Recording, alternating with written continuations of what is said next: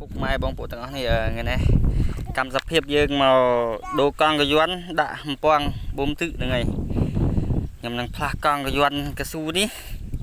ដាក់ទូចនេះហ្នឹងហើយដើម្បីចុះនៅក្នុងស្រែកុំឲ្យវាចិនស្រូវបាក់ច្រើននេះមកនេះដល់មិញកូនសាក់អើយប្រុសទូចអើយ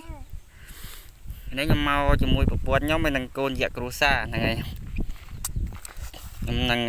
ដាក់បូមប្រឡោះទៅនេះតិចទៀតខ្ញុំផ្លាស់កង់នឹងដាក់វីដេអូ3នាទីមួយទៀតព្រោះយើងផ្លាស់កង់យូរយើងផ្លាស់កង់កស៊ូនេះចេញដាក់កង់ទូចនេះហើយយើងដាក់សដងនឹងអាតេះមួយនេះ